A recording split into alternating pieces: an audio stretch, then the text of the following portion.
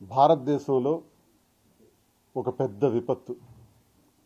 ఇది భగవంతుడి వల్ల జరిగింది కాదు, ప్రకృతి వల్ల జరిగింది కాదు, మానవ తప్పిదం వల్ల జరిగినటువంటి ఒక విపత్తు. ఈ విపత్తు ప్రపంచాన్నే కుదిపేసింది. అదే ఇండిగో ఫ్లైట్, ఇండిగో కంపెనీ. ఈరోజు ఇండిగో కంపెనీ తాలూకా తీరు చూస్తే అసలు భారతదేశంలో ఎటువంటి పరిస్థితులు ఈరోజు మనం ఎదుర్కోబోతున్నాం అన్నది అర్థమవుతుంది. Monopoly and డ్యూయోపొలి. మొనోపొలి అంటే గుత్తాధిపత్యం, ఒకే వ్యక్తికి పూర్తి స్వేచ్ఛనిచ్చేసి అతనికే పూర్తి అధికారాలు ఇచ్చేయటం. డ్యూయోపొలి ఒకరి తర్వాత మరొక వ్యక్తికి ఇవ్వటం.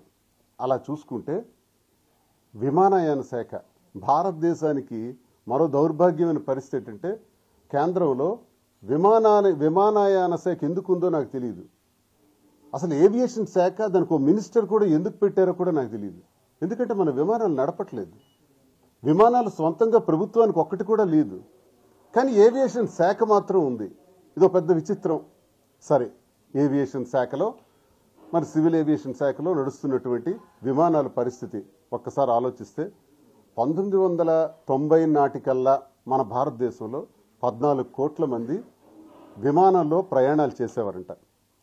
ఈ రోజుకి సుమారు 40 కోట్లకు ఎదిగింది. అంటే విమానం, ఒకప్పుడు విమానంలో ప్రయాణం చేయడం అంటే లగ్జరీ ట్రిప్స్ కింద వెళ్ళేవాళ్ళు. ఈరోజు సామాన్యుడు కూడా వెళ్తున్నాడు, అవసరమైపోయింది.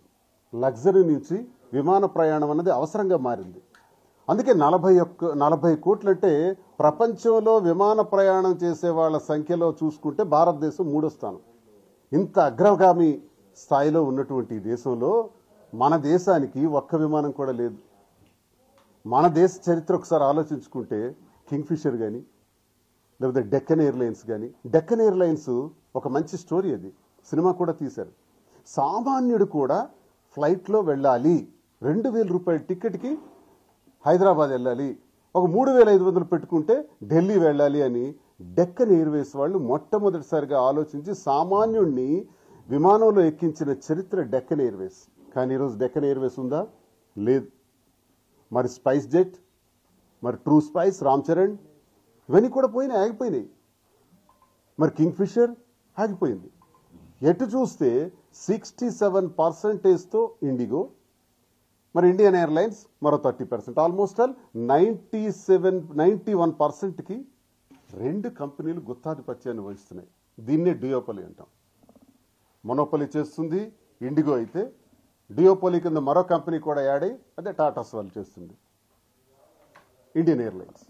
సో వీళ్ళు ఈరోజు ఒక్కసారి మనం ఆలోచించుకుంటే ఇండిగోలో ఒక సంక్షోభం వచ్చిందంట. ఏంటి? ఇండిగోకే కాదు, విమానయాన శాఖకు సంబంధించిన ప్రతి వ్యక్తికి సంబంధించినటువంటి విషయం ఇది. సాధారణంగా పైలట్ అండ్ ఫ్లైట్ క్రూ ఉంటారు. వీళ్ళు విపరీతమైన ఒత్తిడి ఉంది పని చేయటంలో.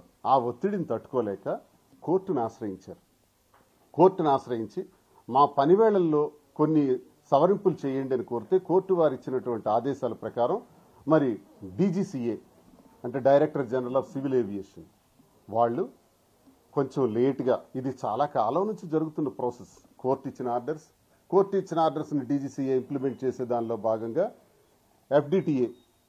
ఎఫ్డిటిఎల్ని ఇవ్వటం జరిగింది. అంటే ఆ ఎఫ్డిటిఎల్ ద్వారా క్లియర్గా చెప్పింది ఏంటంటే, పైలట్ ఆఫీసర్స్ కానీ ఫ్లైట్ క్రూకి కానీ పనివేళల్లో 46 గంటలు విశ్రాంతి కావాలి. నైట్ ల్యాండింగ్స్ 5-6 దగ్గర నుంచి 2ంటికే పరిమితం చేయాలని కొన్ని guide lines, flight duty time lines అన్నమాట, వీటి ద్వారా ఇవ్వటం జరిగింది. ఇక్కడ అసలు కథ స్టార్ట్ అయింది. ఇది ఇచ్చారని మనకు తెలియదు, ప్యాసింజర్కి తెలియదు. ఇది ఎవరికి సంబంధించిన ఇష్యూ? ఇది ఇక్కడ నేను ప్రశ్నించబోయేది అదే, డీజీసీఏకి సంబంధించినటువంటి ఇష్యూ, మరి సివిల్ ఏవియేషన్ మినిస్టర్కి సంబంధించినటువంటి ఇష్యూ, ఆ విమానాలు నడుపుతున్నటువంటి కంపెనీలకు సంబంధించినటువంటి ఇష్యూ. కానీ ప్రజలకు సంబంధించింది కాదు కదా. మరి కోటాను కోట్ల మంది ప్రజలు టిక్కెట్లు తీసుకుని ప్రయాణం చేయటానికి సిద్ధపడి ఎయిర్పోర్ట్కి వెళ్తే సడన్గా ఒక వార్త వచ్చింది. ఇండిగో సీఈఓ చెప్పాడు, ఫ్లైట్స్ అన్ని క్యాన్సిల్ చేస్తున్నామని. అయితే ఇండిగో సీఈఓ చెప్తే భయపడాల్సిన అవసరం ఏముంది? ఎందుకు భయపడాలంటే ఒక్క ఇండిగో కంపెనీకే 2200 పైచిలకు ఫ్లైట్స్ ఉన్నాయి. వాళ్ళు సుమారు 1800 పైచిలకు ఫ్లైట్స్ని అర్ధనాంతరంగా నిలుపుదల చేశారు. ఈ రోజుకి కూడా ఇంకా 400 నుంచి 500 ఫ్లైట్స్ ఇంకా రెక్టిఫై కాలేదు. ఈ రోజు కూడా ఇంకా వేల. ఈ పరిస్థితుల్లో వాళ్ళు ఇచ్చినటువంటి ఆదేశాల మేరకు ఫ్లైట్స్ అన్ని ఆగిపోతే ఎయిర్పోర్ట్స్లో పెద్ద గందరగోళం, అప్రూర్. అంటే అదే నేను అందుకే అంటున్నాను, ఒక అవమానకరమైనటువంటి విషయం, ప్రపంచమంతా ముక్కును వేలేసి చూసుకునేటటువంటి విషయం. భారతదేశంలో ఉండే ప్రతి ఎయిర్పోర్ట్ కూడా కిటకిటలాడిపోయింది, ఆర్తనాదాలతో నిండిపోయింది. ఒకవైపు తండ్రి డెడ్ బాడీ ఉంది, తండ్రిని చూడటానికి వెళ్లాల్సిన కొడుకు, తల్లి అనారోగ్యంతో ఆసుపత్రిలో ఉంది, చూడటానికి వెళ్ళవలసినటువంటి కూతురు, పెళ్లి నిశ్చయమైంది, నిశ్చితార్థం కోసం వెళ్తున్నటువంటి పెళ్లి కొడుకు పెళ్లి కూతురు. ఆఖరికి ఎంత ఘోరం అంటే నా కూతురికి మెన్సెస్ అయింది, ఒక ప్యాడ్ ఎవరైనా ఇప్పించండి అని తిరిగే ఓ తండ్రి. ఎన్ని దినగాదులు, ఎన్ని కష్టాలు, ఎన్ని మానసిక వ్యధ. కొన్ని కోట్ల మంది ప్రజలకు మానసికంగా హింసించాం. నేటికి 5-6 రోజులు అవుతుంది. ఎందుకు? జస్ట్ ఒక సీఈఓ, ఇండిగో సీఈఓ స్టేట్మెంట్ వల్ల ఈ జరిగినటువంటి తీవ్రమైనటువంటి పరిణామం. అయితే ఇండిగో సీఈఓ ఎవరు? What rights is having and what capacity he can direct the Indian government? 140 కోట్ల జనాభా కలిగినటువంటి భారతదేశానికి ఆఫ్టర్ ఆల్ ఒక ఇండిగో సీఈఓ, ఒక కార్పొరేట్ సంస్థ, ఆ సంస్థకు సంబంధించిన సీఈఓ 140 కోట్ల మంది ప్రజలకి ఆదేశిస్తాడా? బ్లాక్మెయిల్ చేస్తాడా? అసలు భారత ప్రభుత్వం విమానాలు నడుపుతుందా? నాకు ఆశ్చర్యం. విమానాలకు సంబంధించిన ఒక కార్పొరేట్ సంస్థ ప్రభుత్వాన్ని నడిపిస్తుందా? అర్థం కావట్లా. దీనికి సమాధానం కావాలి. అసలు అకౌంటబిలిటీ ఎవరిది? జవాబుదారీ ఎవరు? దీనికి బాధ్యుల్ని ఎవరిని బాధ్యుల్ని చేయాలి? చాలా జాగ్రత్తగా ఆలోచించవలసినటువంటి విషయం ఇది. చాలా పెద్ద ప్రమాదం జరిగింది, ఒక పెద్ద విపత్తుది. సూట్ కేసులు చూస్తే ఎయిర్పోర్ట్స్లో లక్షల సూట్ కేసులు ఉన్నాయి, వదిలేసి వెళ్ళిపోయినారు. ముంబై నుంచి ఢిల్లీ వెళ్ళాలంటే 86,000 అంటే సడన్గా ఒక 7-8 వేలు 10,000 రూపాయలతో వెళ్ళిపోయిన ప్యాసింజర్కి 86,000 తీసి నువ్వు ఇండియన్ ఎయిర్లైన్స్లో వెళ్ళు అన్నారు సడన్గా. లేదు ఇంకో ప్రాంతం నుంచి ఇంకో ప్రాంతానికి వెళ్ళాలంటే 56,000. పోనీ ఈరోజు నేను వెళ్ళను, ఇక్కడెక్కడో హోటల్లో ఉంటాను అనుకుంటే హోటల్ బిల్ 40,000. పసిపిల్లలతో ముసలాళ్లతో నరకం చూస్తున్నారు ఎయిర్పోర్ట్స్లో ఈ రోజు ఈ క్షణం వరకు. మరింత దారుణమైన పరిస్థితులు దారి తీయటానికి కారణం స్పష్టంగా మోనోపొలీ అండ్ డియోపొలీ కనబడుతుంది. అంటే ఒక వ్యక్తికే పూర్తి స్వేచ్ఛనిచ్చి వ్యాపార రంగంలో ప్రోత్సహించడం ప్రభుత్వం చేసినటువంటి నేరం. 140 కోట్ల మందికి ఈరోజు శాసించే స్థితికి ఇండిగో సీఈఓ ఎదిగాడు అంటే ఇది ప్రభుత్వం తీసుకున్నటువంటి రాంగ్ డెసిషన్. ఇప్పుడు ఈ రకంగానే ఆలోచిస్తుంటే ఇంకా చాలా ప్రమాదాలు దేశంలో జరగబోతున్నాయి. రేపు ఎయిర్టెల్ ఇదే ప్రమాదం వస్తుంది, లేకపోతే జియో కూడా ఇదే ప్రమాదం వస్తుంది. సడన్గా 500 అంటాడు. మనందరం ఆల్రెడీ అటాచ్ అయిపోయినాం. మన తాలూకా టోటల్ డేటా వాళ్ళ దగ్గర ఉంది. మొత్తం మన వాళ్ళ కంట్రోల్లోకి వెళ్ళిపోయాం. ప్రపంచమంతా కూడా భారతదేశం అయితే పూర్తిగా పోయింది. ఇప్పుడు కొత్తగా ఒక ఉదాహరణ చెప్పుకోవాలి ఇందులోనే. అదానీ అనేవాడు ఒక బిజినెస్లో ఒక ఫెయిల్యూర్ క్యాండిడేట్. ఫారెన్లో విపరీతమైన కేసులు ఉన్నాయి ఆయన పైన. ఆయనకి భారత ప్రభుత్వం ముద్దుబిడ్డగా చూస్తుంది. భారత ప్రభుత్వం ఏం చేసిందంటే పోర్ట్లు, ఎయిర్పోర్ట్లు అన్నీ కూడా ఆయనకి గుత్తాధిపత్యం ఇచ్చేస్తున్నారు. అంటే మళ్ళీ మోనోపొలీ. సేమ్ ఇండిగో ఏం జరిగిందో రేపు అదానీ శాసిస్తాడు భారతదేశాన్ని.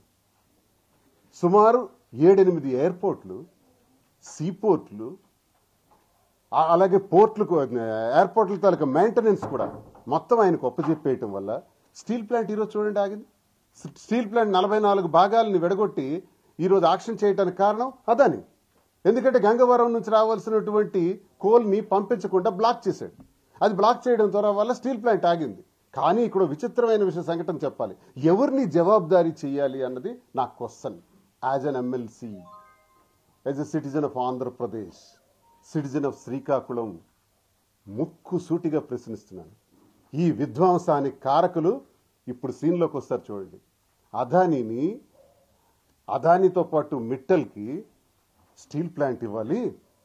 వైజాగ్ స్టీల్ ప్లాంట్ కంట ఎన్నికలకు ముందు చాలా మాటలు చెప్పారు. వైజాగ్ స్టీల్ ప్లాంట్ ఖచ్చితంగా ఒక మైన్ ఇవ్వాలి అని అందరూ మాట్లాడారు. చంద్రబాబు నాయుడు మాట్లాడాడు, పవన్ కళ్యాణ్ మాట్లాడాడు, లోకేష్ మాట్లాడాడు, మన జిల్లాకి పుట్టినటువంటి భ్రష్టుడు, దౌర్భాగ్యుడు ఎంపీ కూడా మాట్లాడాడు, రామ్మోహన్ నాయుడు. మైన్ ఇవ్వాలి అని. దేనికి? మైన్ లేకపోవడమే కదా ఉక్కు కర్మాగారం మూసేయాల్సి వస్తుంది, పరిస్థితికి వస్తుంది, ఆక్షన్కి ఇచ్చేయాల్సి, ప్రైవేటైజేషన్ చేయాల్సి వస్తుంది. కానీ ఇదే ఎంపీ మిట్టల్కి, విశాఖ స్టీల్ ప్లాంట్కి 80 కిలోమీటర్ల దూరంలో ఒక స్టీల్ ప్లాంట్ నిర్మాణం మిట్టల్ చేస్తారు. మిట్టల్కి అర్జెంటుగా కొన్ని వేల కోట్లు లోన్స్ ఇప్పించండి, ఆయనకి అన్ని పర్మిషన్స్ ఇప్పించండి, సబ్సిడీలు ఇప్పించండి, 15 సంవత్సరాల పాటు కరెంటు బిల్లు కట్టకుండా అవకాశాలు ఇవ్వండి, మిట్టల్ చే నిర్మాణం చేయబోతున్నటువంటి స్టీల్ ప్లాంట్కి పూర్తి ప్రోత్సాహకాలు ఇవ్వండి, ఆయనకు మైన్ ఇవ్వండి. అలాగే అదానికి ఆ స్టీల్ ప్లాంట్ కూడా ఇచ్చేసేయండి, వైజాగ్లో కూడా చాలా ప్రాంతాలన్నీ కూడా ఆయనకి ఇచ్చేసేయండి. వైజాగ్ కూడా స్లోలీ అదాని ఆక్యుపై చేయబోతున్నాడు, మిట్టల్ ఆక్యుపై చేయబోతున్నాడు. ఈ పేర్లు ఎప్పుడైనా విన్నామా?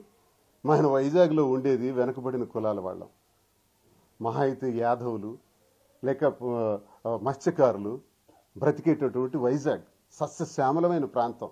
ఈ ఉత్తరాంధ్రలో వెనుకబడిన కులాలన్నీ తొక్కబడి ఆఖరికి అగ్రవర్ణాలు చెందిన వాళ్ళు ఈరోజు ఆక్యుపై చేయటమే కాకుండా పెద్ద పెద్ద కార్పొరేట్ సంస్థలు విశాఖపట్నం లాంటి పట్టణానికి వచ్చి విశాఖపట్నాన్ని కాదు ఆంధ్రప్రదేశ్ ఆఖరికి ఇండియాని కూడా ఆక్యుపై చేసేసి ఒక్క మాటతో ఇండిగో CEO శాసించేటట్టు రేపు ఎదగబోతున్నారు అనడానికి రేపు పెద్ద వినాశనం చూడబోతున్నాం మనం. 6 సీపోర్ట్లు 6 ఎయిర్పోర్ట్లు ఇంకొక 6గురికి ఇవ్వచ్చు కదా, మొత్తం 12 మందికి ఇవ్వచ్చు కదా. అలా కాదు, మొత్తం అదానికే కట్టబెట్టాలి. ఇది జరుగుతున్నటువంటి నాటకం. ఈ నాటకంలో ఒక చిన్న ఎపిసోడ్ మనం చూసాం. ఇండిగో సంస్థ చేసినటువంటి ఒక నిర్ణయం, ఆ నిర్ణయంలో చాలా నష్టపోయినాం, అవమానం పాలైంది. నాకైతే ఆంధ్రుడిగా, తెలుగువాడిగా, ఈ శ్రీకాకుళం జిల్లా వాసిగా నేను ఎంపీగా పోటీ చేసి నా మీద ఒక 3,100 తేడాతో గెలిచాడు 2019లో రామ్మోహన్ నాయుడు. ఇప్పుడు 15 సంవత్సరాలు జిల్లాలో వెలగబెడుతున్నాడు. నాకు తెలిసి రామ్మోహన్ నాయుడు ఏ గ్రామం కూడా విజిట్ చేశాడని నా కళ్ళారా నేను చూడలా. ఒక డ్రెస్ నలిగిందని నేను చూడలా, జుట్టు నలిగిందని చూడలా, ఎండకి ఎండి వానకి తడిచి కష్టపడి తిరిగాడని నేను ఎప్పుడు చూడలా. ఏ గ్రామానికైనా పోయి పరామర్శించాడని నేను చూడలా. పెళ్లిళ్ళు, సెల్ఫీలు, నవ్వులు, పళ్ళు ఇకిలించటాలు. ఏమంటే పార్లమెంట్లో బ్రహ్మాండంగా మాట్లాడి నీ కన్నా 10th క్లాస్ కుర్రోడు కూడా మాట్లాడతాడు అవకాశం ఇస్తే.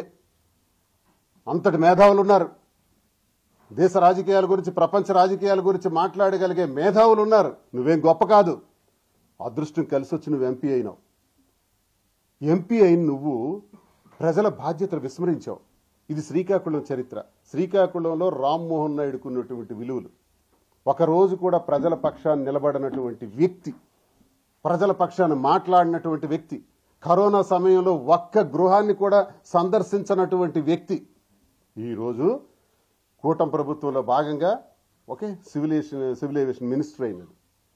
మినిస్టర్ అయిన తర్వాత ఒక పెద్ద ఎన్ని ప్రమాదాలు జరిగినాయంటే ఇండియన్ ఎయిర్లైన్స్కి చెందింది అహ్మదాబాద్లో 241 మంది అనుకుంటాను బ్లాస్టింగ్ జస్ట్ 3 సెకండ్స్లో మరణిస్తూ ఒక్కడే మిగిలేరు. ఈయన వెళ్తాడు, వెళ్ళి బ్లాస్ట్ అయినటువంటి ఆ ఫ్లైట్ దగ్గర రీల్స్ తీసుకుంటాడు. రీల్స్ తీసి రీల్స్ ప్రచారం చేస్తాడు ఎంపీ. ఈయన డ్రెస్ నలగదు, చెమట కూడా పట్టదు, రీల్స్ మాత్రం బాగా వస్తాయి. యాక్సిడెంట్ అయిన ఫ్లైట్ దగ్గర, బర్న్ అయిపోయిన ఫ్లైట్ దగ్గర. దాని గురించి ఈ రోజు వరకు డిస్కషన్ లేదు పార్లమెంట్లో. ఈ రోజు వరకు వాస్తవాలు రివీల్ చేయలేదు. ఏమంటే ఇండియన్ ఎయిర్లైన్స్ వెరీ స్ట్రాంగ్, అది వాళ్ళు చాలా బాగా చేస్తారు, లోపాలు ఉండవు. ఇది మరి లోపాలు ఉండకపోతే యాక్సిడెంట్ అయింది, ఎలా అయింది? పైలట్స్ మీద తోసేస్తున్నారు. అమాయకులైన పైలట్స్ మీద. వాళ్ళు వెరీ సీనియర్, ఒక ఆయన రిటైర్మెంట్కి ముందున్నారు, ఇంకో ఆయన యంగ్ డైనమిక్ పర్సన్. ఇద్దరు కూడా చాలా అనుభవజ్ఞులు. 6,000 గంటలు ప్రయాణం చేసిన వాళ్ళ మీద ఇప్పుడు చనిపోయిన వాళ్ళ మీద నెట్టేస్తున్నారు ఆ కేసుని. ఎంత దౌర్భాగ్యం. అంతేకాదు ఈరోజు సుమారు 1800 ఫ్లైట్స్ ఆగిపోవటం. ఇది ప్రపంచం ముందే మనకి సిగ్గు, తల దించుకోవాలి. ఎవడరా ఈ పని చేశాడు అని అంటే శ్రీకాకుళం ఎంపీ చేశాడు అంటే మేము చచ్చిపోతున్నాం, భరించలేకపోతున్నాం. ఎక్కడికి వెళ్ళినా పరుగు పోతుంది. ఒక బెంగళూరులో, హైదరాబాద్లో, ఏ ప్రాంతాల్లో మాట్లాడినా మీ వాడంట కదా, అవి మీ జిల్లా వాడంట కదా, మీ జిల్లా వాడే ఎంపీ అఘాయిత్యం చేశాడు, దేశాన్ని నాశనం చేసి పడేశాడు, సర్వనాశనం చేస్తాడని తిడుతున్నారు, అవమానపడుతున్నారు, అవమానిస్తున్నారు. Entire responsibility is held with Rammohan Naidu. నేనైతే అదే చెప్తా. కేంద్ర ప్రభుత్వం గుత్తాధిపత్యం ఇచ్చి మోనోపాలీ, డియోపాలీ ద్వారా కొంతమంది వ్యక్తులకే ప్రోత్సహించడం కేంద్ర ప్రభుత్వం తప్పైతే, ఒక సివిల్ ఏవియేషన్ మినిస్టర్గా నీవు రివ్యూ చేయవా? ఎస్, ఫ్లైట్స్ 1800 ఫ్లైట్లు ఆగాల్సి వచ్చింది. ఎందుకు వచ్చింది? డీజీసీఏ ఒక టైం లైన్ ఇచ్చింది. ఆ టైం లైన్లో భాగంగా పైలట్ ఆఫీసర్స్కి చాలా ఇబ్బంది ఉంది. నిజమే, తప్పే ఉంది. డీజీసీఏ ఇచ్చినటువంటి ఆర్డర్ని మళ్ళీ వెనక్కి తీసేస్తారా? మళ్ళీ అమెండ్మెంట్ చేసేస్తారా? రీఅమెండ్మెంట్ అంటే మీ ఆర్డర్కి మీకే విలువ లేదా? నీ మినిస్ట్రీలోనయ్యా, నీ మినిస్ట్రీలోనే నీ ద్వారా వచ్చినటువంటి ఆర్డర్ అది నువ్వు వెనక్కి తీసుకున్నావు. ఏ ఆర్డర్ వెనక్కి తీసుకున్నావు? 140 కోట్ల మంది ప్రజల యొక్క ఆత్మాభిమానాన్ని చంపేశావు, పరువు తీసేసావు, తీసేసి వెనక్కి తీసుకున్నావు. తీసి నిన్న పార్లమెంట్లో మాట్లాడతాడు. ఆ కంపెనీ మధ్య ఉన్న ఇంటర్నల్ రోస్టింగ్ అంట, క్రూ రోస్టింగ్, మనకు సంబంధం లేదంట. అది పార్లమెంట్లో చెప్తున్నాడు. ఎవడో చప్పట్లు కొట్టేస్తున్నాడు. ఏంట్రా మీకు అర్థమైంది? ఏం అర్థమైంది? అది ఇంటర్నల్ రోస్టింగ్ సంబంధం లేదా? సివిల్ ఏవియేషన్ మినిస్టర్కి సంబంధం లేదా? ఇప్పుడు సాధారణంగా డిసెంబర్ నెల వస్తుందంటే యాత్రికులు పెరుగుతారు. నార్త్ ఇండియాకి వెళ్ళే ఫ్లైట్స్ అన్నిటికి కూడా హెవీ ప్రాబ్లం వస్తుంది. ఏంటంటే ఫాగ్ ఎక్కువ ఉంటుంది. ఫాగ్తో ల్యాండింగ్ ప్రాబ్లమ్స్ వస్తాయి. ఒక్కోసారి ఫ్లయింగ్ స్పేస్లోనే 2-3 గంటలు చేయాల్సి వస్తుంది స్కైలోనే ల్యాండింగ్ కోసం. అంత ఇబ్బందుల వల్ల టైమింగ్స్ మిస్ అవుతాయి. దానికి కనెక్టింగ్ ఫ్లైట్స్ తాలూకు టైమింగ్స్ కూడా మిస్ అవుతాయి. ఇంత పెద్ద సమస్యలు ఉంటాయి ఈ నవంబర్, డిసెంబర్, జనవరి వరకు. ఇలాంటి సమయంలో మీరు వింటర్లో ఎలాగ ఫ్లైట్స్ నడిపిస్తాం, ఎన్ని ఫ్లైట్స్ నడిపిస్తాం అని ఒక ప్లాన్ ఇచ్చారే డీజీసీఏకి. ఇండిగో వాళ్ళు ఇచ్చారు కదా. ఇండిగో వాళ్ళు ఇచ్చిన ప్లాన్ ఎలా ఇచ్చారు? మీకు పైలట్ ఆఫీసర్స్ లేకుండా ఇచ్చారా? క్రూ లేకుండా ఇచ్చారా? అయినా ఇండిగో కంపెనీ 8,500 కోట్ల లాభాల్లో ఉంది. 8,500 కోట్ల లాభాల్లో ఉన్న ఇండిగో కంపెనీ మరో 150 మందో 200 మందో పైలట్ ఆఫీసర్స్ వేసుకోలేదా? 2 సంవత్సరాల నుంచి జరుగుతున్న డిస్కషన్లో కొత్త వాళ్ళని అపాయింట్ చేసుకోలేరు. 500 పైచీలకు ఇప్పటికీ స్టాఫ్ డెఫిసిట్ ఉంది. ఈ స్టాఫ్ డెఫిసిట్తో 8,500 కోట్ల లాభాల్లో భాగంగా ₹1 కూడా లాభార్జనకు నష్టం రాకుండా ఈ ఫ్లైట్స్ నడిపేస్తారంట. మరి టైం లిమిటేషన్స్ పెట్టుకోరంట. డీజీసీఏ చెప్పిన ఆర్డర్స్ అనవసరం అంట. హైకోర్టు ఇచ్చిన ఆర్డర్స్ అనవసరం అంట. పైలట్ ఆఫీసర్స్, ఫ్లైట్ క్రూ తాలూకా సమస్య కూడా వీళ్ళకి అనవసరం అంట. ఏం జరిగిపోయినా పర్వాలేదు, వీళ్ళకి లాభాలు రావాలి, దానికి ప్రభుత్వం మద్దతు, దానికి సివిల్ ఏవియేషన్ మినిస్టర్ మద్దతు. ఇందులో ఏం జరుగుతుందంటే, ఈ ఇండిగో కంపెనీ ఏదైతే మొనోపలి చేస్తుందో, ఏదైతే డియోపలి చేస్తున్నారో, ఈ 2 కంపెనీలకు, ప్రభుత్వానికి, ఈ 2 కంపెనీలకు కేంద్ర మంత్రి రామ్మోహన్ నాయుడుకు ఆర్థిక ఒప్పందాలు ఉన్నాయి. నేను ఒక ఢిల్లీలో ఒక ఉన్నత స్థాయి వ్యక్తితో నేను మాట్లాడాను. ఆయన ఎవడండి ప్రశ్నిస్తాడు? ఆయన ఎందుకు మమ్మల్ని ఆపుతాడు? మా టైం లైన్స్ బ్రేక్ చేయమని డీజీసీఏ ద్వారా మినిస్టర్ ఎలా అడుగుతాడు? 7.5 కోట్లు ఇస్తున్నాం నెలకి. We are paying 7.5 crores to Mr. Rammohan Naidu. ఈ ప్రశ్నే ఒక సీనియర్ జర్నలిస్ట్, ఇండియాలో ఫేమస్ జర్నలిస్ట్ ఆర్నాబ్ గోస్వామి కడిగి వదిలేశాడు. ఆర్నాబ్ గోస్వామి అడుగుతున్నది ఏంటి? నా సహచరుడే ఒక ఎమ్మెల్సీ ఉన్నాడులే, దీపక్ రెడ్డి, లోకేష్ గారు వార్ రూమ్లో మాట్లాడుతున్నారంటే. లోకేష్కి ఈ ఏవియేషన్కి, సెంట్రల్ ఏవియేషన్కి సంబంధం ఏంటి? On what respect he will discuss about that is subject? Good question. 2, మరి రామ్మోహన్ నాయుడు ఎక్కడున్నాడు? ఇంతవరకు జరిగిన విపత్తులో ఒక్క ఎయిర్పోర్ట్కి వెళ్ళాడా? ఒక్క ఎయిర్పోర్ట్లో ఒక్క ప్యాసింజర్ నేను కలిసారా? ఆ డబ్బులు వెంటనే రిటర్న్ చేయడానికి ఏర్పాట్లు చేశారా? ఇష్టానుసారంగా ధరలు నిర్ణయించి, ఇతర ఎయిర్లైన్స్ అన్ని కూడా ధరలు నిర్ణయించి 80,000, 60,000 అంటుంటే నువ్వు నెట్ఫ్లిక్స్ చూసుకుంటున్నావంట. గోస్వామి అన్నారు, Rammohan Reddy, minister Rammohan Reddy enjoying with Netflix, tennis ఆడుతున్నాడంట. కాక మొబైల్ చూసుకుంటున్నాడంట, ఎంజాయ్ చేస్తున్నాడు. ఇది మన మినిస్టర్ తాలూకా తతంగం. ఎందుకు తెలుసా అడగడు? మన నెలకు 7.5 కోట్లు వెళ్తుంది. ఎందుకు అడుగుతాడు? ఎవరు వెళ్ళకపోతే మనకి సింపుల్గా అంటాడు, ఇండిగోలో వాళ్ళకి ఇంటర్నల్గా ఉన్నటువంటి ఇష్యూస్, సరే ఇంటర్నల్గా ఉన్న ఇష్యూస్ కదా, మన భారతదేశంలో ఉన్న కోటాను కోట్ల మందికి ఎఫెక్ట్ అయింది కదా, మరి మాట్లాడవా? మరి వింటర్ సీజన్లో ఇవ్వబోయే టైమింగ్స్ అన్నిటి గురించి మాట్లాడవా?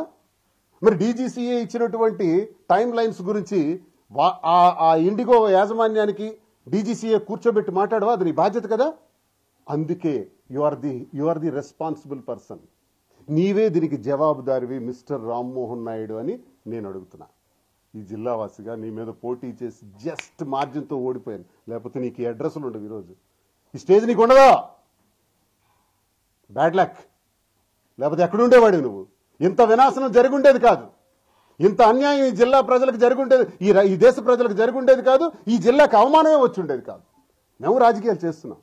ఈరోజు అపోజిషన్లో ఇంత గట్టిగా మాట్లాడుతున్నాను. ₹1 లంచం అవినీతి ఎప్పుడైనా నా జీవితంలో చేయలా. చేస్తే you have great chance. Mister Rammohan Naidu, నీకే ఛాన్స్ ఉంది నన్ను అటాక్ చేయడానికి. దమ్ముందా? నిజాయితీ పరుడుకున్నటువంటి వాయిస్ ఇది. నీకు అది లేదే. భయం, డబ్బు సంపాదన. ఈ మినిస్టర్ ఎలా తగలాడితే సెంట్రల్ మినిస్టర్, ఇక స్టేట్ మినిస్టర్ ఉన్నాడు, ఈయనదంతా ఒక భాగోతం. ఈనాడు పేపర్లోనే రాశారు, రోజుకి 20 లక్షలు రాకపోతే మేడం మీదకి వెళ్ళడంట. నేను చెప్పలా, అసెంబ్లీలో కూడా నేను చూపించాను. రోజుకి 20 లక్షలు కాదండి, ఈనాడులో రాశారు కనీసం రోజుకు ₹1,00,00,000. నేను గ్రానైట్ వానర్స్ అసోసియేషన్ అధ్యక్షుడిగా తెలియజేస్తున్నాను, గౌరవ అధ్యక్షుడిగా. ఈ జిల్లాలో 108 ఫ్యాక్టరీలు ఉంటే 30 ఫ్యాక్టరీలు పోయినాయి, పారిపోయినారు ఈ అచ్చెన్నాయుడు నేతృత్వంలో. కారణం లంచం. వాళ్ళ దగ్గర నుంచి విపరీతంగా డబ్బులు తీసుకునే పరిస్థితి. చూడండి, శ్రీకాకుళంలో ధాన్యం ఏ మూల చూసినా ధాన్యమే, ఏ రోడ్ల మీద చూసినా ధాన్యమే, ఏ పొలాల్లో చూసినా చేను కప్పులే, ఎక్కడ చూసినా ధాన్యమే. ధాన్యం కొనుగోలు జరగట్లేదు. 6,50,000 టన్నులు, మెట్రిక్ టన్నులు కొనాలి కదా. ఎందుకు కొనుగోలు చేయరు? గతంలో ఎలా జరిగింది? కల్లం దగ్గరికి వెళ్ళి అగ్రికల్చరల్ అసిస్టెంట్ ఎస్టిమేషన్ వేసి ఆ ధాన్యాన్ని కొనుగోలు చేసి, ధాన్యానికి మద్దతు ధర వేసి, హమాలీల ధర వేసి, గోని సంచుల ధర వేసి, ట్రాన్స్పోర్ట్ ఛార్జెస్ వేసి అవన్నీ కొనుక్కునే రోజు మొన్నటి వరకు జగన్మోహన్ రెడ్డి గారి గవర్నమెంట్లో చూసాం కదా. ఈరోజు ఏమైంది? ఎందుకు మార్చేశారు? ఎందుకు ధాన్యాన్ని రోడ్ల మీద ఉన్నాయి? చూడండి, ఏ ఊర్లో హైవే, నేషనల్ హైవే మీద కూడా ధాన్యం పోగులు ఉన్నాయి. ఎందుకో తెలుసా? కావాలనే 6,50,000 మెట్రిక్ టన్నుల ధాన్యాన్ని కొనుగోలు చేయకుండా ఆపుతున్నాడు. ఎందుకంటే దళారీల ద్వారా ధాన్యం అమ్ముకం అయిపోవాలి. దళారీల ద్వారా దళారీలకు అధ్యక్షుడు ఎవడు? కింజరాపు హరిప్రసాద్, సొంత బ్రదరే. వీడు శాశ్వత జిల్లా వ్యవసాయ రైస్ మిల్లర్స్ అధ్యక్షుడు హరిప్రసాద్. ఇతడి నేతృత్వంలో ఈ దళారీలు ధాన్యాన్ని 1300కి 1400కి కొనేస్తున్నారు. అది అమ్మకం అయిపోతే అప్పుడు మంత్రి బయటకు వస్తాడు డిసెంబర్ ఎండింగ్కి వచ్చి, ఇదిగో ధాన్యాన్ని కొంటాను 6,50,000 టన్నులు అంటాడు. ఆ డబ్బుల ద్వారా ఒరిస్సా ధాన్యాన్ని కొనేస్తాడు 1000కి 1200కి. ఈ డబ్బంతా కైంకర్యం చేసేస్తాడు. ఇది వ్యవసాయ శాఖ మంత్రి చేసే వ్యవహారం. ఇకపోతే ఎస్డబ్ల్యూఎస్ ద్వారా అతడు గోడౌన్స్ 30,000 టన్నులు ఉన్నాయి నిమ్మాళ్ళలో. వాళ్ళు ఆ ధాన్యాన్ని అక్కడ పెడుతుంటే ప్రతి ఏసీకేకి 6,000 తీసుకుంటున్నాడు. అంతేకాదు, మరో విషయాన్ని కూడా తెలియజేయాలి. రైస్ మిల్లర్స్ మిల్లింగ్ కోసం, ట్రాన్స్పోర్ట్ కోసం 80 కోట్లు ప్రభుత్వం శాంక్షన్ చేసింది. అందులో 10% అచ్చెన్నాయుడికి ఇవ్వాలంట. అంటే 8 కోట్లు ఇవ్వాలి. మొత్తం 150 కోట్లు వెళ్తుంది బిల్స్ ఇంచుమించు. మన జిల్లాలో 265 రైస్ మిల్స్ ఉన్నాయి. దాని వాల్యూ ఇంచుమించు 150 కోట్ల పైచిలకే. అందులో 10% అంటే 15 crores. ఇప్పుడు 80 crore రిలీజ్ అయింది కాబట్టి 8 కోట్లు ఖాతాలోకి వెళ్ళిపోయింది. తెలుసా ఇది జిల్లా ప్రజలకి, రైతులకు తెలుసా? మీడియా ద్వారా ఇవన్నీ కూడా పటాపంచలు చేయడానికి ఈరోజు వచ్చాను ఇక్కడికి. ఒకవైపు నేను చంద్రబాబు నాయుడుకి చెప్పాను, అయ్యా చంద్రబాబు నాయుడు గారు, లోకేష్ గారు, మా జిల్లా భౌగోళిక పరిస్థితుల్లో శ్రీకాకుళం జిల్లాలో ఉన్న సామాజిక వర్గాలన్నీ చూసుకుంటే, ఆ సామాజిక వర్గాలన్నీ లెక్కేసుకుంటే 8దో 9దో స్థానంలో ఉన్న సామాజిక వర్గానికి మీరు కేంద్ర మంత్రి, రాష్ట్ర మంత్రి పెడితే అన్లిమిటెడ్ పవర్ ఒకే ఇంటికి మీరు ఇచ్చారు. అన్లిమిటెడ్ పవర్ ఇచ్చారు కాబట్టి వాళ్ళు బరి తెగించి ఇంత దుర్మార్గంగా ప్రవర్తించి భారతదేశ చరిత్రలోనే ప్రపంచ చరిత్రలోనే కని విని ఎరుగని రీతిలో 1800 ఫ్లైట్స్ ఆగిపోవడానికి కారకుడు ఒకడైతే రైతులు నడ్డి విరగొట్టి మోసం చేసేటటువంటి వ్యక్తి మరొకడయ్యాడు. అన్లిమిటెడ్ పవర్స్ మేమేం చేస్తాం? మీరు ఇచ్చారు, వాళ్ళకి యోగ్యత లేదు, అవకాశం లేదు, అయినా మీరు కల్పించారు. ఇది తప్పు అని నేను అన్నాను. అది వికేంద్రీకరణ చేయండి. ఇంకే సామాజిక వర్గాలు లేవా? కాళింగ సామాజిక వర్గం 1వ స్థానంలో ఉంటే 2వ స్థానంలో కాపు, యాదవాస్, రెడ్డిస్, ఎస్సీస్, ఇలా పోతే 8-9 స్థానంలో ఉన్నది ఆ సామాజిక వర్గం. ఆ సామాజిక వర్గానికి 2 మంత్రులు. కాపులకు మాత్రం ఇవ్వరు, కాళింగులకు మాత్రం ఇవ్వరు. పోని ప్రశ్నిస్తాడా జిల్లాలో అంటే ఎవడు ప్రశ్నించడు. వైసీపీ ప్రధాన ప్రతిపక్షం జిల్లాలో. అసలు నా దృష్టిలో నాకు వైసీపీ సస్పెండ్ చేశారు. ఎస్, నా పర్సనల్ ఇష్యూ మీద సస్పెండ్ చేశారు. ఇది 2 రాష్ట్రాల్లో ప్రతి ఒక్కడికి తెలుసు. నేను తప్పు చేయలేదు, అవినీతి చేయలేదు, భూదందాలు చేయలేదు, అధికార దుర్వినియోగం చేయలేదు. ఉంటే ఇప్పుడు గుడ్ ఛాన్స్ అధికార పార్టీకి. చేయలేదు. ఇంత దర్జాగా వచ్చి మాట్లాడుతున్నాను. నన్ను ఏదో పర్సనల్ కారణం పెట్టి సస్పెండ్ చేశారు. ఎవరు? ధర్మాన ప్రసాద్ అండ్ కృష్ణదాస్. వీళ్ళు చచ్చారా? వీళ్ళు గాడిదలు కాస్తున్నారా? దేశం మొత్తం దుమ్మెత్తిపోస్తుంది కదా రామ్మోహన్ నాయుడు వ్యవహారం మీద. రామ్మోహన్ నాయుడు రాజీనామా చేయాలంటున్నారు కదా. 3 రాజీనామా చేయమని దేశం డిమాండ్ చేస్తుంది. ఈరోజు అర్నబ్ గోస్వామి దగ్గర కూడా భారతదేశంలో ఇంచుమించు 140 కోట్ల మందికి సంబంధించి ఆ రిపబ్లిక్ టీవీని ఈరోజు వీళ్ళు మేము టీవీ బాయ్కట్ చేశారట. సరే, బాయ్కట్ చేసుకుంటే నువ్వు చేసుకో, మాకు సంబంధం లేదు. నువ్వు బాయ్కట్ చేయవలసింది ఎవరిని? ఇండిగో యాజమాన్యానిక, రిపబ్లిక్ టీవీకా? ఏంటో డెసిషన్లు? చంద్రబాబు నాయుడు గారికి అడిగితే నాకు సంబంధం లేదు, లోకేష్కి అడిగితే లోకేషే చూస్తున్నారు వార్ రూమ్లో అని దీపక్ రెడ్డి చెప్తాడు, ఎమ్మెల్సీ అధికార ప్రతినిధి. ఆయన నాకు సంబంధం లేదంటారు. రామ్మోహన్ నాయుడు ఏమో అసలు ఈస్ట్ చూస్తున్నాడో, నార్త్ చూస్తున్నాడో, సౌత్ చూస్తున్నాడో తెలియట్లేదు. అసలు ఎటు చూస్తున్నాడో తెలియట్లేదు. దిక్కులు చూస్తున్నాడు. ఈ పరిస్థితుల్లో ఈ దేశంలో ఇంత పెద్ద విపత్తు. ఈ విపత్తు కారణం స్పష్టంగా Rammohan Naidu has to resign. Rammohan Naidu, నీకు సిగ్గు శరం ఉంటే రిజైన్ చేయి. జార్జ్ ఫెర్నాండెస్ గారు ట్రైన్ యాక్సిడెంట్ అయితే గంటలో రిజైన్ చేశారు. ఇది చరిత్ర భారతదేశానికి. నువ్వు పట్టుకొని కుర్చీని నల్లుల్లో పట్టుకొని ఏలాడుతున్నారు, కుర్చీలు పట్టుకొని. రిజైన్ చేయవా? నీకు చేత కాలేదు. You are unfit for that post. You are unfit for civil aviation మినిస్టర్గా నువ్వు అన్ఫిట్, ఎంపీగా నువ్వు అన్ఫిట్. రా, నామినేషన్ అయ్యి తెలుస్తుంది. నీకు దమ్ముంటే నేను నామినేషన్ వేస్తా ఇండిపెండెంట్గా. బై ఎలక్షన్స్కి వెళ్దాం. ఇప్పుడు ఈ దేశంలో ప్రపంచమంతా తలదించుకునే విధంగా విపత్తుకు నువ్వు కారణమయ్యావు కదా. నీలో నిజాయితీ ఉంటే ఎవరు గెలుస్తారో చూద్దాం. మిస్టర్ రామ్మోహన్ నాయుడు, సవాల్ తీసుకోగలవా? ఇంతవరకు మీడియా ముందుకు రావట్లా. అర్నబ్ గోస్వామి అడుగుతున్నారు, where is mister civil aviation minister Rammohan Naidu, please come, I'm ringing you. Hello అని కట్ చేశాడట. ఏం భయం? నాకు రింగ్ చేయమని ఏ మీడియాకైనా టాక్ మని ఎత్తాను, మాట్లాడతాను. నీకేం భయం? తప్పు చేశావు, దొరికిపోతావు. ఆర్నాబ్ దృష్టిలో పడితే నీకు ఎముకలు ఇరిగిపోతాయి. అంత భయంకరంగా ఉంటుంది ఆయన కామెంట్, తట్టుకోలేవు. కాబట్టే గోస్వామికి దూరంగా ఉన్నావు, మీడియాకి దూరంగా ఉన్నావు. ఎక్కడో 4 గోళ్ల మధ్య మీడియాతో మాట్లాడుతున్నావు. ఏ ఎయిర్పోర్ట్కి రాలేదు, సారీ చెప్పలేదు. వాళ్ళేదో చెప్తున్నారు ఇండిగా కంపెనీ వాళ్ళు, ఆర్ మేము వెరీ సారీ ఫర్ ఇన్కన్వీనియన్స్. సారీతో పోతుందా? కోట్లాది మంది తాలూకు ఆర్తనాదులు సారీతో పోతాయా? ఇవన్నీ చాలా ఘోరాలు జరుగుతున్నాయి. అందుకే నువ్వు నిజాయితీ పరుడు అయితే, తప్పు చేయలేదని నీకు అనిపిస్తే అసలు సివిల్ ఏవియేషన్ మినిస్టర్కి రాజీనామా చేయి, ఎంపీకి రాజీనామా చేయి. నేను వేస్తాను నామినేషన్ ఇండిపెండెంట్గా. బై ఎలక్షన్కి పోదాం. నువ్వు గెలుస్తావు, నేను గెలుస్తాను, చూద్దాం. నీ మీద 3000తోనే పోయినోండి కదా, ఇప్పుడు చూద్దాం. రా, దమ్ముంటే కాసుకో. జిల్లాలో వైసీపీ అడగదు, వైసీపీ వాళ్ళు అడగరు, ధర్మాన ప్రసాద్ అడగడు, కృష్ణదాస్ అడగడు. భయం. కేడీ బ్రదర్స్, మీకు ఎప్పుడు నేను చెప్తుంటాను, కేడీ బ్రదర్స్ అండర్స్టాండింగ్ జిల్లాలో నడుస్తుంటుందని. ఇప్పుడు సాక్ష్యం దొరికిందా? దొరికింది కదండి జిల్లా ప్రజలందరికీ, రాష్ట్ర ప్రజలకు కూడా అర్థమైంది కదా. మా జగన్మోహన్ రెడ్డి గారికి, జగన్ అన్నకి తప్పుడు సమాచారం ఇచ్చి మోసం చేస్తున్నారు వీళ్ళు. వైసీపీ జగన్మోహన్ రెడ్డిని 1000 అడుగులు గొయ్యి తీసి పాతేయాలని అచ్చెన్నాయుడు 2 సార్లు అన్నాడు. నో రెస్పాన్స్, కౌంటర్ లేదు.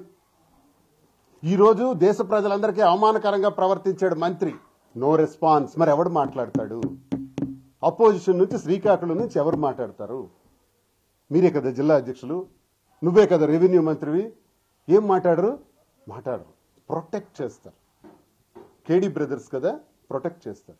తాట తీసేస్తాం జాగ్రత్త. మీరు ప్రొటెక్ట్ చేస్తే వాళ్ళు రక్షణలోకి పోవటానికి, మీరు ఆలోచించి ప్రొటెక్ట్ చేస్తే జిల్లా ప్రజలందరూ అందులుగా చూస్తూ ఊరుకోవటానికి. ఇది శ్రీకాకుళం జిల్లా ఉద్యమాల గడ్డ. మంది శ్రీకాకుళమే, వాళ్ళది శ్రీకాకుళమే, తేల్చుకుందాం. భవిష్యత్తు ఉంది, ఎక్కువ రోజులు లేదు, 2 సంవత్సరాలు అయిపోతుంది, ఇంక 3 ఏళ్లే ఉంది. గట్టిగా 2 ఇయర్స్లో వార్ఫీల్డ్లోకి ఎంటర్ అవుతాం. చూద్దాం కేడీ బ్రదర్స్ సంగతి ఏంటో చూపెడతాం. కేడీ బ్రదర్స్ అండర్స్టాండింగ్ పాలిటిక్స్ ఏంటో పూస గుచ్చినట్టు ప్రజలకు వివరిస్తాను. వీడియోలతో సహా వివరిస్తాను, ఎవిడెన్సెస్తో సహా వివరిస్తాను. ఇప్పుడు ఒక ఎవిడెన్స్ సందర్భం వచ్చింది కాబట్టి ఎవిడెన్స్ చూపించాను. దమ్ముంటే ధర్మాన ప్రసాద్ కౌంటర్ ఇవ్వమనండి, 24 hours టైం ఇస్తాను. ఇవ్వడు. కృష్ణదాస్కి ఇవ్వమనండి, ఇవ్వడు.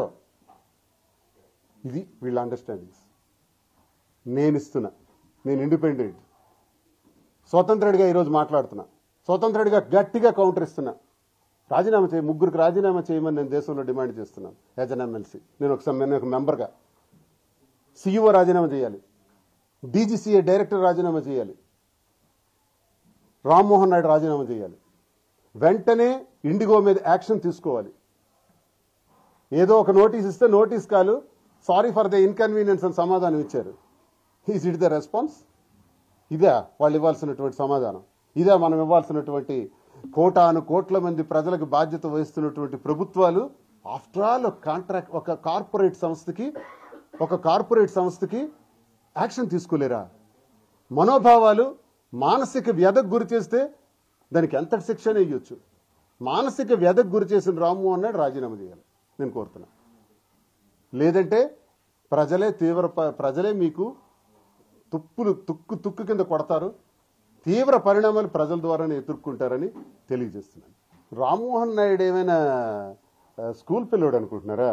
Is the minister for aviation. Minister for ఏవియేషన్లో నేను అడుగుతున్న సూటి ప్రశ్నలు, ఏదైతే ఇండిగో వాళ్ళు టైం లైన్ ఇచ్చారో రానున్న వింటర్ సీజన్కి సంబంధించి, ఆ సమయంలో ఈ ఫ్లైట్ క్రూ గురించి కానీ పైలట్ ఆఫీసర్స్ గురించి కానీ డిస్కస్ చేయాల్సిన బాధ్యత నీకు లేదా? సడన్ గా ఒకవేళ ఇండిగో సీఈఓ ఆపేస్తే ఎందుకు ఆపారు? పనులు పునరుద్ధరించే మీరు ఫ్లైట్స్ మళ్ళీ వెళ్ళండి, పొజిషన్లో పెట్టండి. ఎలాగైతే ఇప్పుడు నోటీస్ వెనక్కి తీసుకున్నారో దాన్ని వెంటనే యాక్టివేట్ చేయలేరా? ఇష్టానుసారంగా ధరలు పెట్టి ప్యాసింజర్స్ని ఇబ్బంది పెడతారా? ఈ రోజు వరకు పరామర్శించకుండా ఉంటారా? ఈ రోజు వరకు కనీసం వాళ్ళకి కట్టినటువంటి డబ్బులు, వాళ్ళ ఫేర్స్ వాళ్ళకి తిరిగి ఇవ్వరా? ఇవన్నీ ఎవరికి నేను ప్రశ్నించాలి? నేను సపోర్ట్ చేయాలా జిల్లా వాసిగా? సిగ్గుతో చస్తుంటే దేశ ప్రజల ముందు తలెత్తుకోలేకపోతున్నాం శ్రీకాకుళం వాళ్ళు. నేనెందుకు సపోర్ట్ చేస్తాను? అతన్ని ఎందుకు బలిపశం చేసినట్టు అవుతుంది నాకు అర్థం కాలేదు. ఎందుకు బలిపశం అవుతాడు? మోసం చేశాడు, మోసగాడు అవుతాడు. 140 కోట్ల మంది ప్రజల ఆత్మాభిమానాన్ని ఈరోజు తుంగలో తొక్కాడు. మోసగాడు, cheater, inability fellow. Is not suitable for minister. Is unfit for aviation minister or MP also. So he has to resign. This is my demand.